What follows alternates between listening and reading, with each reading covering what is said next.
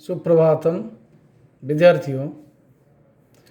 श्री अन्नम भट्ट विरचित तर्क संग्रह में प्रतिपादित गुण विवेचन प्रसंग के अंतर्गत संख्या नामक जो गुण है, इसकी परिभाषा का विवेचन अब हम करने जा रहे हैं। आचार्य अन्नम भट्ट ने न्याय शास्त्र के अनुसरण में चतुर्विंशति गुणा कहकर 24 गुणों का निरूपण किया है।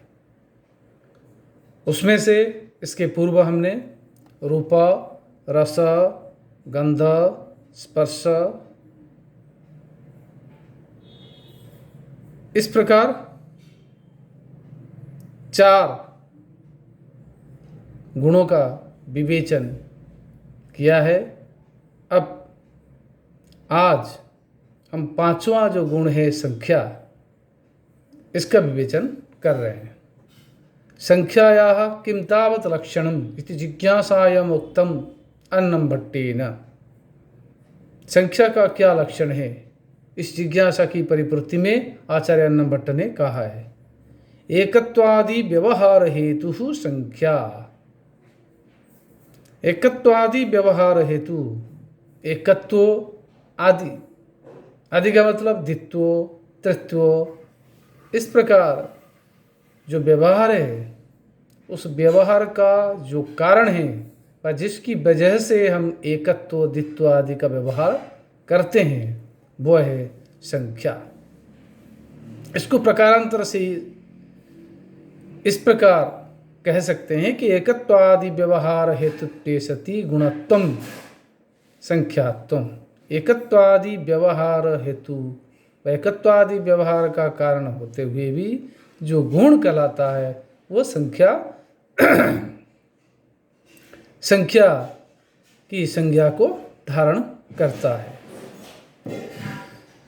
तो ये जो संख्या है, ये जो कितने द्रव्यों में इसकी सत्ता है, इसका निरूपण करते हुए आचार्य अन्नम भट्ट ने कहा है, सा नवद्रव्य वृत्ति ही। वो संख्या 9 द्रव्येषु वर्तते। 9 द्रव्यों में ये संख्या रहती है व 9 द्रव्यों में इसकी सत्ता है।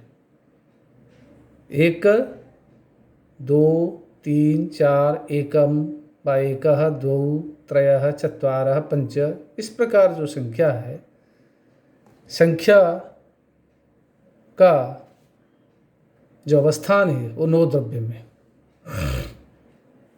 संख्या 1 से लेकर परार्थ तक संख्याएं होती है। बोले एकम 10 शतम, 10 गुना बढ़ेगा। एकम 10 शतम चैव सहस्रयुतम तथा लक्ष्यम च नियुतम चैव कोटिरर्बुदमेव च वृंदम खर्वो निखर्वश्च शंख पद्मश्च सागरः अंत्यम मध्यम परार्धम च 10 वृद्ध्या यथाक्रम। 10 गुना बढ़ जाती है जो संख्या है। 1, 10, शत, 100, सहस्र, एकम व 10, शतम, सहस्रम, अयुतम, अयुतम माने 10,000, लक्ष्यम 1 लाख, पुनः न्यूतम 10 लाख, कोटि करोड़, अर्बुद 10 गुना, करोड़ों का 10 गुना, अर्बुद का 10 गुना, वृंद, वृंद का 10 गुना, खर्व, खर्व का 10 गुना, निखर्व, निखर्व का 10 गुना, शंख, शंख का 10 गुना, पद्म, पद्म का 10 गुना, सागर, सागर का 10 गुना, अंत्य, अंत्य का 10 गुना, मध्य, मध्य का 10 गुना, परार्थ। इतनी संख्याएं होती हैं। ये जो संख्या है, कहाँ रहती? नो के नो द्रव्य में। पृथ्वी, जल, तेज, वायु, आकाश, काल, दिग, आत्मा, मन, ये जो नौ द्रव्य में संख्या का अवस्थान है। पुनः कि एकत्व आदि परार्थ पर्यंता, एकत्व से लेकर के परार्थ तक, माने एक से लेकर परार्थ तक नौ द्रव्य में इसकी अवस्थिति है। एकत्वम नित्यम अनित्यम च, इन एक से लेकर व एकत्व से लेकर परार्थ तक जो संख्याएं हैं, इन संख्याओं में जो एकत्व है वो नित्य है और अनित्य भी है। वो नित्य भी कहलाता और अनित्य भी कहलाता। क्यों? ना नित्यगतम नित्यम अनित्यगतम अनित्यम। नित्यगतम, नित्य जैसे परमाणु आदि में, परमाणु एक है, नित्य द्रव्य है और उसमें नित्य रहता। और अनित्य जणु का, त्रणु का, चतुर्ण का आदि जो है, इनमें क्या होता? अनित्य है, तो इनमें अनित्य हो जाता है। द्वित्वादिकम तु सर्वत्र अनित्यमेव। और द्वित्वादि जो है वो हमेशा अनित्य है। नित्यगत जैसे परमाणु नित्य है, लेकिन एक मनुष्य वह नित्य है। तो ये एकत्व परमाणु आदि व ब्रह्म है। ब्रह्म एकम ब्रह्म द्वितीय नास्ति, एक ब्रह्म, ब्रह्म नित्य है। तो एकत्व संख्या जो है वहाँ नित्य है। बाकी जैसे वृक्ष हो, एक वृक्ष हो, एक पशु हो, एक मनुष्य हो, उसमें एकत्व अनित्य है। अनित्य द्रव्य में रहने के कारण वो अनित्य है। परंतु द्वित्व, तृत्व, चतुरत्व आदि ये सारे के सारे क्या होते हैं? अनित्य होते हैं। सर्वत्र एव नित्यम, क्योंकि विनाशील है। संख्या के बाद जो गुण है वह है परिमाण। परिमाणस्य किं तावत् लक्षणम व किं स्वरूपम के च तस्य भेदाः इति निरूपणार्थम आचार्य अन्नम भट्टः वृणुते। परिमाण का क्या लक्षण, इसको बताने के लिए आचार्य अन्नम भट्ट कहते हैं, मान व्यवहार साधारण कारणम परिमाणम नवद्रव्यवृत्ति तत्चतुर्विधम अणु महत दीर्घम ह्रस्वम च इति। लक्षण पुरस्सर भेदों का भी इस कारिका में व इस वाक्यखंड में वर्णन किया गया है, निरूपण किया गया है। बोले परिमाण का क्या लक्षण है? ना मान व्यवहार असाधारण कारणम परिमाणम। परिमाण उससे कहते हैं जो मान मने मापना, मापना या नापना, मापने के व्यवहार के असाधारण कारण जो होता है उसे परिमाण कहते हैं। इसको प्रकारांतर से हम कह सकते हैं, मान व्यवहार त्वे सति असाधारण कारणत्वम परिमाणत्वम। मान आदि व्यवहार के होते हुए, कारण होते हुए भी जो असाधारण कारण होता है, वो व्यवहार का जो कारण होते हुए भी जो कारण बनता है, असाधारण कारण बनता है, वो परिमाण है। और ये नवद्रव्यवृत्ति, ये भी नौ के नौ द्रव्य, पृथ्वी से लेकर मन तक नौ द्रव्यों में इसका अवस्थान है। तत्चतुर्विधम, और ये परिमाण 4 प्रकार का होता है। क्या है? अणु परिमाण में सबसे छोटा लघु अणु, अणु के बाद आगे है ही नहीं, एंड है, सीमा, मई खत्म। महत सबसे विशाल, दीर्घम सबसे लंबा, ह्रस्वम सबसे नाटा। इस प्रकार 4 प्रकार का परिमाण होता है। अब आगे जो गुण है वह है पृथकत्व। पृथकत्व का क्या लक्षण है उसको बताने के लिए अन्नम भट्ट कहते हैं, पृथक व्यवहार असाधारण कारणम पृथक्त्वम, या पृथक व्यवहार असाधारण कारणत्वम पृथक्त्वम। पृथक अलग, पृथक माने अलग होना, अलग किया जाना या अलग हो जाना। क्या? जो व्यवहार है उस व्यवहार का जो असाधारण कारण है, एक कारण, साधारण कारण, असाधारण कारण, निमित्त कारण, कारण कई प्रकार। जो असाधारण कारण है, न साधारण असाधारण, केवल उसी में ही फिट होगा और किसी में नहीं होगा। वो जो असाधारण कारण है वो है पृथकत्व। पृथकत्व की वजह से है पृथक व अलग व्यवहार, हम पृथक का व्यवहार करते हैं। इसीलिए पृथक व्यवहार असाधारण कारणत्वम पृथकत्वम, या पृथक व्यवहार असाधारण कारणत्वम पृथकत्वम, कैसे भी कह लीजिए। पृथक व्यवहार के असाधारण कारण को पृथकत्व कहते हैं। ये भी सर्वद्रव्य वृत्ति, सर्वेषु द्रव्येषु यस्य वृत्ति ही सैव सर्वद्रव्य वृत्ति ही। ये पृथकत्व जो है इस नो के नो द्रव्य में इसका अवस्थान होता है। पृथक व्यवहारत्व जाति में अतिव्याप्ति हटाने के लिए यहाँ कारण पद का निवेश किया गया है, जाति में हो जाएगा, इसीलिए असाधारण कारण तो प्रयोग किया गया है। जाति है सामान्य, उससे अतिव्याप्ति नामक दोष है वो नहीं आ जाए, इसे हटाने के लिए कारण शब्द का यहाँ प्रयोग किया गया। पृथक व्यवहार असाधारण कारण पृथक, मैंने पृथक व्यवहार तुम पृथकत्व ऐसे कह सकते थे, लेकिन असाधारण कारण तुम प्रयोग करने से अतिव्याप्ति दोष जो सामान्य या जाति में जो नहीं हो उसको हटाने के लिए इस प्रकार किया गया। इसके बाद जो गुण है वो संयोग है।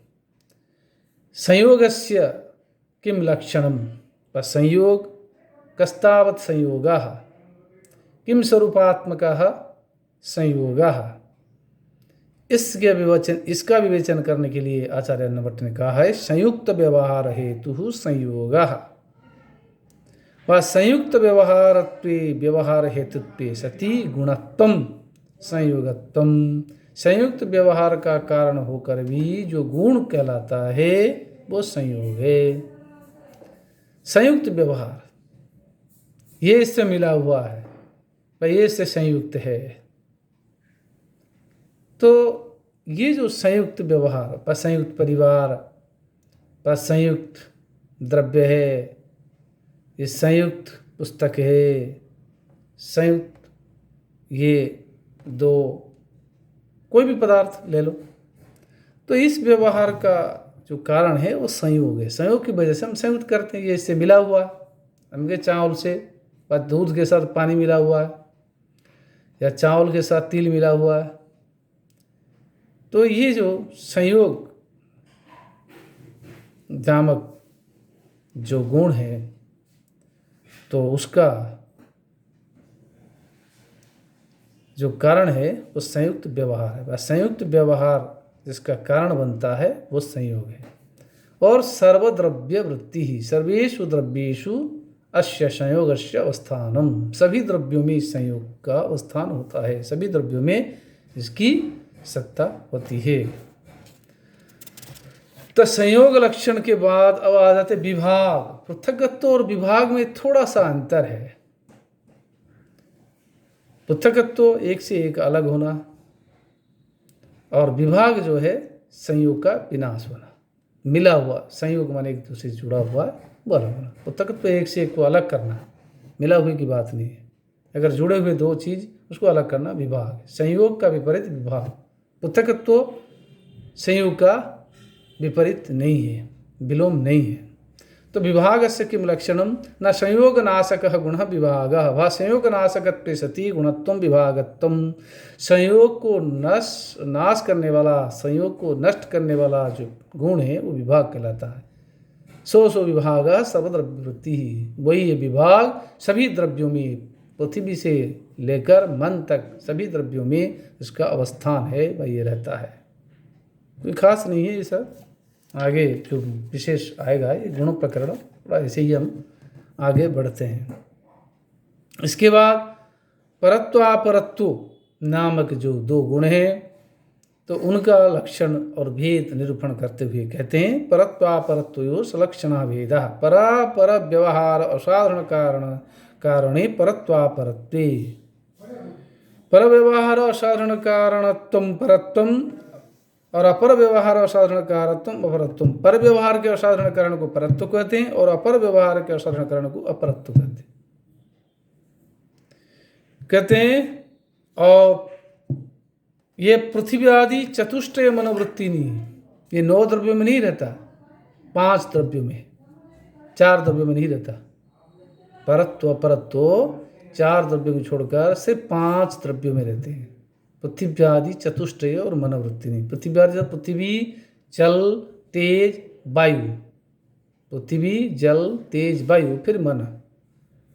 तो आकाश में, काल में, दिक् में, आत्मा में, इनमें परत्व अपरत्व का अवस्थान नहीं होता है। ते द्विविधे, और परत्व अपरत्व 2 प्रकार के होते हैं। दिक्कृत कालकृत च। दिक्कृत माने दिशावाची और कालकृत वाला समयवाची। हमें कि भाई ये इस दिशा की ओर इतना बढ़ा हुआ है, सीमा की ओर, और कालकृत कहेंगे ये इतने साल बड़ा है, इतने साल छोटा है, इस प्रकार। दूरस्थे दिक्कृतम, दूर में रहने वाला दिक्कृत परत्व परत्व है। वह यहाँ से 5 कोश दूर है परत्व। अपरत्व यहाँ से आधा किलोमीटर दूर है अपरत्व। ये दिक्कृत हुआ। और कालवाची, ये इससे 10 साल बड़े हैं, इससे 10 साल छोटे हैं। तो इस प्रकार दिक्कृत कालकृत दूरस्थे दिक्कृतम परत्वम, दूर में रहने वाला दिक्कृत परत्व, समीपस्थे दिक्कृतम अपरत्वम, पास में रहने को दिक्कृत परत्व कहते। ज्येष्ठे कालकृतम परत्वम, बड़े होने में कालकृत परत्व होता है। कनिष्ठे कालकृतम अपरत्वम, कनिष्ठ होने पर, छोटा होने पर कालकृत अपरत्व कहते हैं। तो इस प्रकार परत्व परत्व नामक जो गुणों का हमने आज लक्षण सहित भेद का निरूपण किया। आगे विद्यार्थियों यहीं आज हम विराम लेते हैं। आगे गुरुत्व नामक जो गुण है वहाँ से हम पुनः अग्रिम कक्षा में इसका अध्ययन करेंगे। धन्यवाद।